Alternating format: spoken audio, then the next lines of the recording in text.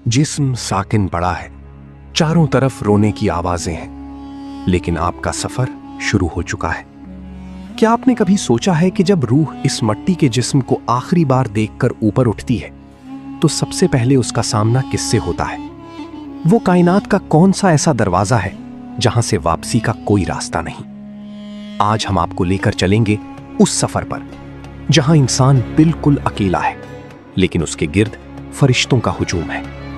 वो मकाम जहां फैसला हो जाता है कि आपका ठिकाना जन्नत के बागात हैं या जहन्नम की तारीकियां। रूह का आसमानी सफर। जैसे ही रूह निकलती है, फरिश्ते उसे हाथों हाथ ले लेते हैं। अगर रूह नेक है तो उसे जन्नती कफन में लपेटा जाता है और एक ऐसी खुशबू आती है जो पूरी दुनिया में कहीं मौजूद नहीं। फरिश्ते उसे लेकर आसमानों की तरफ बुलंद होते हैं। हदीस मुबारका के मुताबिक जब नेक रूह आसमानी दुनिया पर पहुंचती है तो फरिश्ते पूछते हैं, ये पाकीज़ा रूह किसकी है? जवाब मिलता है, ये फलां का बेटा फलां है, उसके बेहतरीन नामों के साथ। आसमान के दरवाजे उसके लिए खोल दिए जाते हैं और हर आसमान के फरिश्ते उसे अलविदा करते हैं। यहां तक कि वो 7वें आसमान पर रब्बे जुल जलाल की हुजूर पहुंच जाती है। रिकॉर्ड बुक इल्लियीन और सिज्जीन। वहां अल्लाह पाक का हुक्म आता है, मेरे इस बंदे का नाम इल्लियीन यानी नेक लोगों के दफ्तर में लिख दो।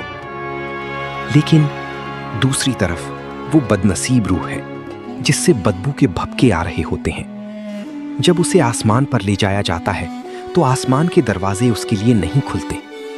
अल्लाह का हुक्म आता है, इसका नाम सिज्जीन यानी बदकारों के रजिस्टर में लिख दो और उसे वापस जमीन की तरफ फेंक दो। वापसी और कब्र का पहला सामना। नाम दर्ज होने के बाद रूह को दोबारा उसके जिस्म की तरफ लाया जाता है। ये वो लम्हा है जब जनाजा तैयार होता है। रूह देख रही होती है कि उसे गुस्ल दिया जा रहा है, उसे अंधेरी कोठड़ी यानी कब्र की तरफ ले जाया जा रहा है। वो पुकारती है लेकिन कोई नहीं सुनता। अगर वो नेक है तो कहती है, मुझे जल्दी ले चलो, और अगर वो नाफरमान है तो कहती है, हाय बर्बादी, मुझे कहां ले जा रहे हो? कब्र में उसे लिटाने के बाद जब लोग वापस मुड़ते हैं तो रूह उनके जूतों की आहट तक सुनती है। और फिर वो लम्हा आता है जिसका जिक्र सुनकर बड़े बड़ों का जिगर पानी हो जाता है। सवालो जवाब का मरहला। कब्र की वो पहली रात कैसी होगी जब मुनकर नकीर आपके सामने खड़े होंगे और जमीन आपको भींचेगी? तो वो कौन से 3 सवाल होंगे जिन पर आपकी अबदी जिंदगी का दारोमदार है?